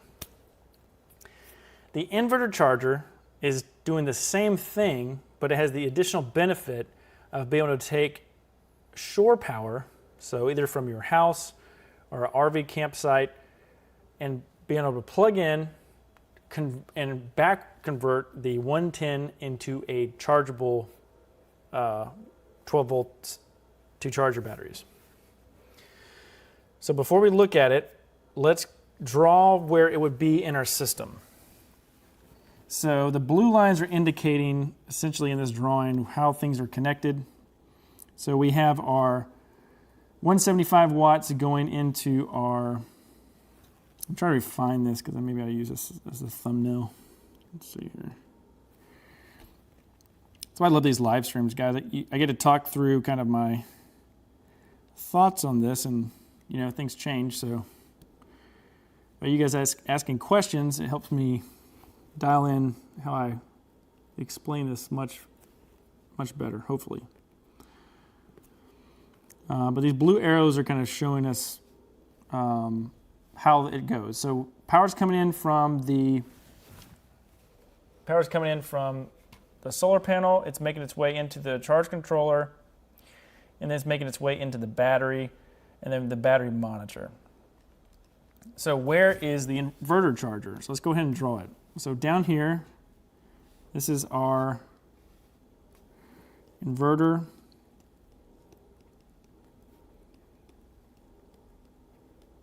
Inverter charger. Okay? So our inverter charger is not going to take power from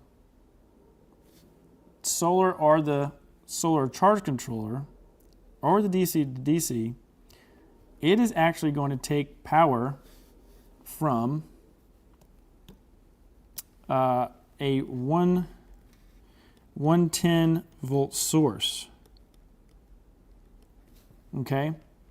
That 110 volt source can, the voltage won't vary, but the amperage could. So it can be anywhere from maybe 15 amp circuit, which is like a typical home, 10 to 15, or you can have like a 30 amp, which is more, that's normally what's at a campground.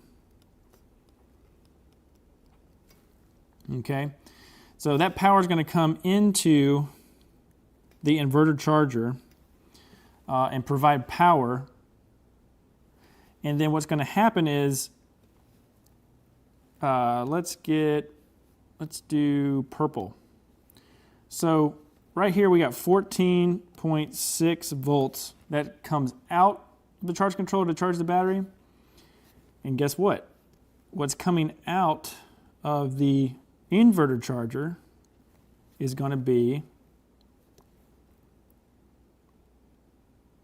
let's see, how can I make it as least confusing? So what comes out of here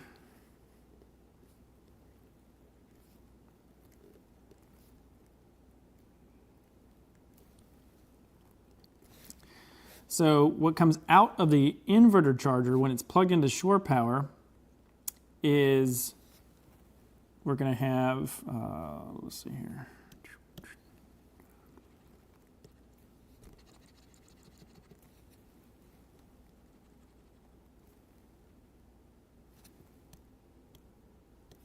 Stick with me here.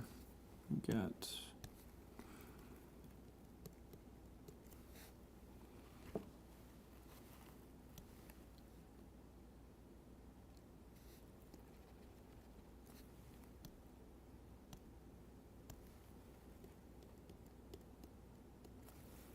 Okay, so what comes out of the inverter charger when it is in the mode of being a charger and not an inverter is it's going to take the 110 and change it to it does the same thing in reverse. It changes you'll pick lithium iron phosphate as your profile. It'll change this to 14.6 and then it'll come in and charge the battery. Then your solar charge control we'll change it to 14.6 and charge the battery. So they're two independent sources. They do two completely different things, but they're going to output a voltage that will charge your battery. That's the whole point of that. That's the charger part of that. The inverter is going to do something different. It's the first thing that changes with this system. So we're going to use red for this. Okay? And so what's going to happen is the battery is going to come over here, and the battery is going to provide power to the inverter charger.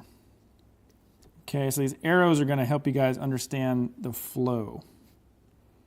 And hopefully you're not in crazy confusing.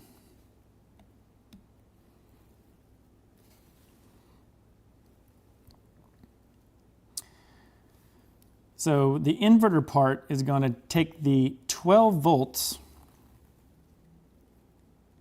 from the battery, and it's going to convert it to 110. And for example, this will run like your microwave. It's going to run your induction. And maybe your hot water. Okay? So that's what an inverter charger does. So the inverter charger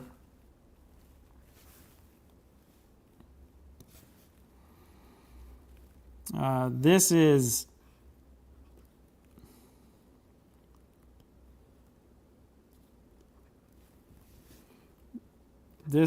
not related to solar. Okay, the inverter charger is not related to solar. Okay, hopefully that makes sense. So Peter, let me know if that helped you out at all. The inverter charger is taking shore power, converting it to a voltage that can charge the battery. When it switches to inverter mode, it's taking the battery that it just charged and converting the 12 volts into 110 to power your microwave, induction, hot water, laptop, your 110 related devices. Cool. Awesome. All right. Last but not least, guys, I want to talk to you about the DIY van build cheat sheet. What is the DIY van build cheat sheet and why is it free? Okay, it's free because it is here to help you guys out. The DIY van build cheat sheet is a curated list, so it's essentially an Excel sheet of everything I've bought over the last 3 years on Amazon. It's a curated list. We've got categories such as electrical. In just a second, I'm going to talk about all these items behind me before we end the video. Electrical, fasteners, hardware, insulation, roofing, solar items. This will be what you guys are going to be really interested in that has to do with this video. And last but not least, tools, which is, I think, the most important thing on this whole entire document. This document is free. It is designed to help you guys, instead of combing the internet and wondering if this thing that you bought is been vetted, you're going to know that Nick bought this. Here's a link on Amazon. It's what's helped him build vans. So that's going to save you time and it's going to save you money, so you don't have to keep buying the same thing or buy different things and end up having to return stuff because it didn't help you. So to get this list, it's really easy. You're going to go to the link that I'm going to put right here in the description. Once you go to that link, you're going to put your name and email. You're going to click download now. It's going to go straight to your inbox and it's going to give you this DIY build sheet. This sheet is a living document, which means over time I'm going to add to this list There's the new van that I'm working on behind me, and I have different things that I'm buying for it that are not on this list. I'm going to update the list, and over time, it's going to grow. Also, from your suggestions in the live stream, we'll grow it, and I think it'll be a great tool for you guys to use to help you with your DIY builds. Head on over to the link in the description below. You can also go to vanbuilderhq.com, get your free cheat sheet. It's going to come right to your inbox, and I really think it's going to help you guys out with your build. All right, let's see. Peter, you're thinking about going with an inverter charger? I think that's great. So one thing you can do is you don't have to have all these components. If you have a DC to DC charger coming from your alternator to charge your batteries, you have a solar charge controller coming from your panels to charge your batteries, and then you have shore power input from an inverter charger, that would be a perfect build. You have all those options. But if you just wanted to start with an inverter charger, you could take that money, don't invest it in solar panels, don't invest it in solar charge controllers. You could just increase your battery bank size. So you could just add more batteries, which is going to extend your time that you can run your van. And then if you're going to come back home after that weekender trip, you can just plug it in the house, top the batteries back off, and kind of go from there. And I'll be honest, I have a low roof van, I have a 2,000 watt inverter, and I have one 100 amp hour battery, and 200 watts of solar with a PWM charge controller. Could not get any more DIY or budget. That has lasted me 3 years. When I go hang out with my friends, that van will last me, 2 days. If I'm making coffee, maybe a day and a half. And really, if you're getting into a campsite Friday night, you're not really using your coffee maker. And if you have a full day Saturday and a half day Sunday to make that coffee and maybe some breakfast, that's really all you need. So there's multiple ways to do this. There's really no rules. It's just, however you want to design the van based on your needs works. Because you can see some of these manufacturers, what they're doing is they're creating this really robust battery bank system. It could be Lithionics, it could be the Volta system, and they're just putting this tremendous amount of battery bank in the van so that when you're driving, you're topping that stuff off, and you're not really relying on solar. I like to max out solar because it's a way to kind of throttle your budgeting. So if your van is going to be stationary, not moving, with like a Volta or Lithionics, if you're not driving, then you're not charging. So the solar is helping you capture that 5 hours of a day where you could just get free power. So something to think about. Again, no rules, but check out the DIY van build cheat sheet. I'm going to end the stream by just quickly going over what's here on the table. And hopefully during that time, if anybody else hops on the live stream, now is the time to ask questions. Don't be shy. Any question that you guys have, don't think it's a dumb question. You got back from the expo in Santa Rosa. Excellent. That's so cool. Yeah.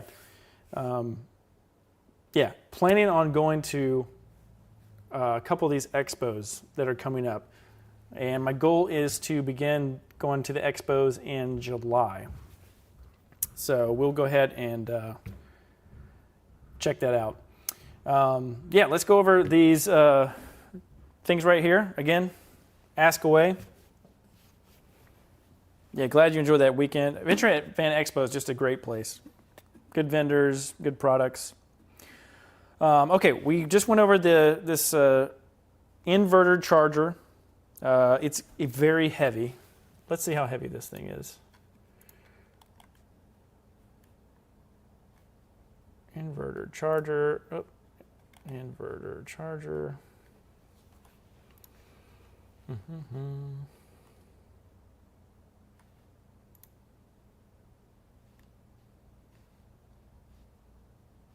3,000 watt.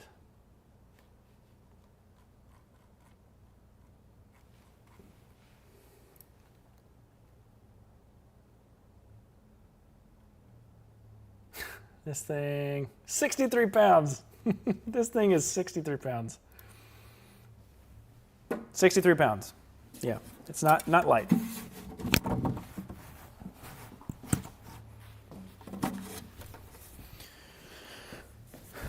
Okay, we talked about the solar panel. Pretty self-explanatory. We talked about the charge controller. We talked about the battery. We're going to do this really quick, but there's time to answer you guys' questions if you have questions. So first up, tools. If you guys are looking for tools for installing solar, the DIY Vanbuild cheat sheet, click on the link. You guys can check out these tools. You're going to have a couple that are just going to be your best friend, and these three are my best friend. We have the wire cutter with integrated crimper. So once you cut your wire, you're going to take the wire stripper right here. You can dial in the thickness so that you wrap this around the wire, you spin it around, you pull the sleeve off. If you're working with the heavy gauge, that's going to be going to your battery from your charge controller. You're going to be working on some smaller wires. You've got your Klein Tools stranded stripper right here. This, believe it or not, will work on your MC4 power cable that is going to be, well, this is just power cable. I call it MC4 because this is what comes with standard solar panels. But it is enough to strip this. And then last but not least, you're going to need if you are going to not buy a pre-cut crimped MC4 solar cable, and you want to make your own cable using these MC4 connectors, you're going to need a crimper so that you can take these fittings and crimp them onto the cable and install your MC4 connector. This is on the list right here. So you can make your own wire. If you had to cut it, you can make a custom wire. That kit is going to come with tools so that you can actually, once you're done putting it together, these tools slide on and you can tighten it down. What's nice is they have this like gap, so when it gets tight, it actually slips so it doesn't cross thread, or at least that's what it does for me. Okay, so we got those. Let's move these around here when we get done talking about them. We've got all of our tools. Those are on the DIY Vanbuild cheat sheet. Moving on over, we have our branch adapters. So what happens when you take multiple solar panels and you connect them together, you are not going to splice this in like you would do normal electrical wire and like do butt connectors or crimp it. Not what you need to do. You need to use branch adapters. So it's exactly what it sounds like. They come in a bag. You can have 1 to 2, 1 to 3, 1 to 4. And essentially what you're doing is 4 to 1, 3 to 1, 2 to 1. You'll take 4 panels or you'll take 2 panels. You can wire both of the positives into here. It gives you 1 terminal. Both of the negatives, it gives you another terminal. So now you have a positive and negative cable going to your charge controller. Nice and easy. The next thing you want to do is, so that's how you put multiple solar panels in an array. Branch adapters. All right, so you got your cable, got your branch adapters in your MC4. Next, we're going to talk about, more branch adapters. Next, we're going to go over, we got our panel connected to our box, connected to our battery. Well, how are we going to connect our panel to the roof? So you can go in, this is on the DIY Van Build cheat sheet. This is the Z brackets, all right? These Z brackets. Get 4 to a box. They come with stainless steel hardware and screws. Screws are, they're essentially made for like an RV style roof, so not like a Class B or like a van, but more like a Class A, I guess, RV. And then, well, you could technically drill this through the sheet metal of your van. I do not recommend that. It also comes with stainless steel hardware that allows the bracket to be mounted to the solar panel. The reason that you want to buy this bracket and not some basic L bracket from Lowe's is because the Z bracket is going to allow the solar panel to sit in and allow this to essentially allow the solar panel to almost lay flush to your roof rack, which is going to allow, you know, the air to skim over it a little bit more efficiently, in my opinion. Next, we are going to, our cables coming from this. Now, I did leave this out on here. We did not talk about two things. We did not talk about the fuse. Let's see here. We did not talk about the fuse here and the fuse here. So I think, so you need a fuse between your solar panel and the charge controller, and you're going to need a fuse or a breaker.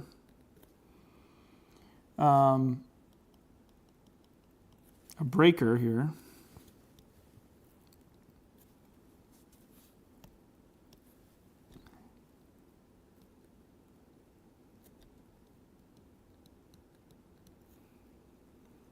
You're going to need a breaker installed here.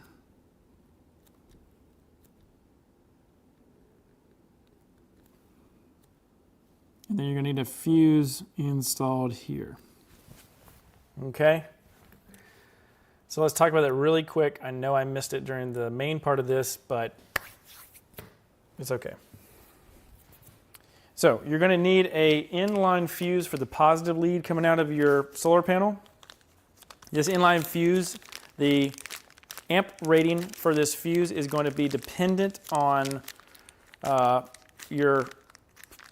much potential amps that your array is going to put out. And you can Google it. There's the sizing for this, but I'm not going to talk about this at the moment. But it's an inline MC4 fuse. Important. This is important in case the solar panel shorts. It will blow the fuse. If it doesn't blow the fuse and it backfeeds or does something weird, this is where you're going to want to have the next component, which is the breaker, which is right here. Right, this breaker. This breaker is going to disconnect the power if there is a situation where panel shorts, wire melts, rips off, whatever, anything that's going to trip and create an event to do that. This is different than a normal breaker that you normally would see like in your house or even your 110 breakers in your van for your AC that are a single pole. This is a dual pole. Why? Because the solar panel can short and sometimes backfeed across to the negative side, and we don't want to do that. So the positive and negative are here. They're still independent, but what happens is if it trips both poles. So the positive and the negative, it keeps it safe. It's also really good because a solar panel cannot be turned off. This solar panel is technically on right now when it's receiving light, so there is voltage coming out of the two ends of the wire. If you have a big enough system, you could get shocked.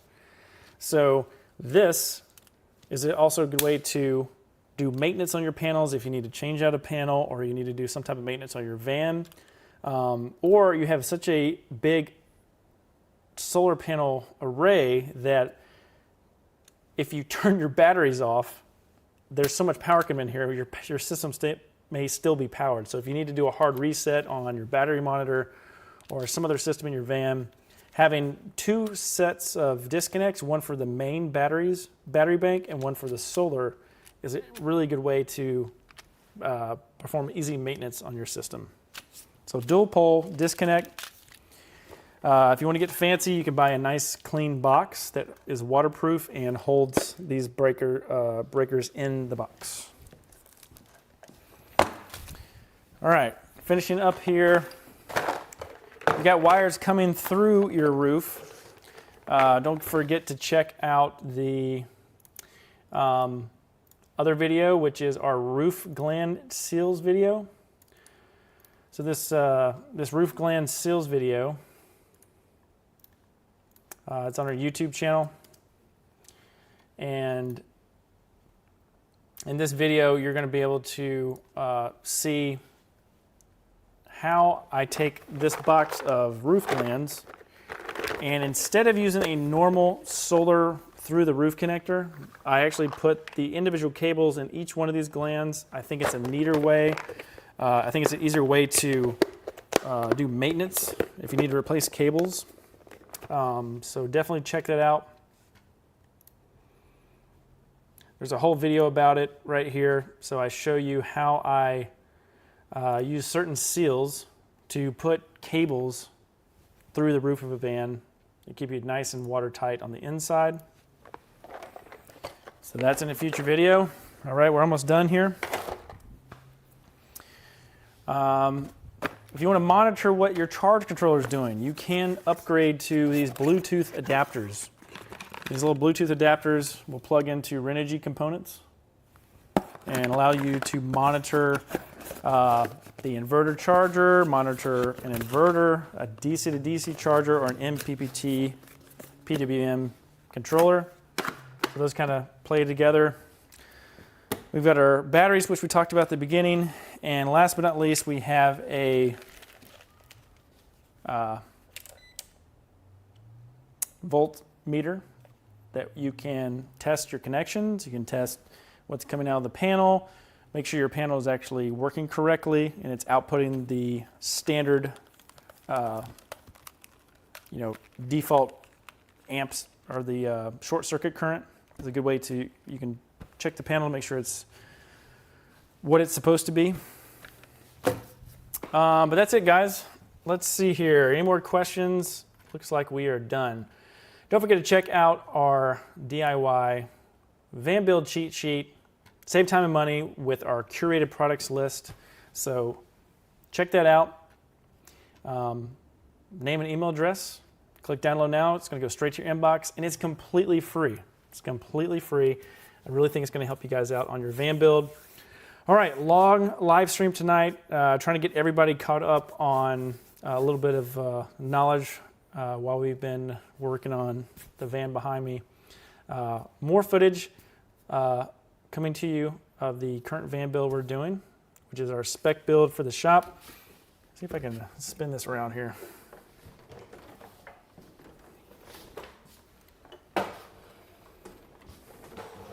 So if you guys can see, we have our Flatline Vanco kitchen galley has been in.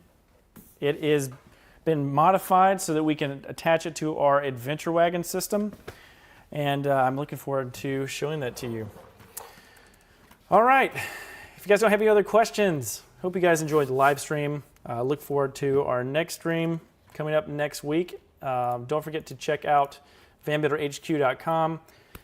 Get subscribed and check out the DIY van build cheat sheet. Once again, if you have any other questions, put those in the comments below, and I will see you guys in the next live stream.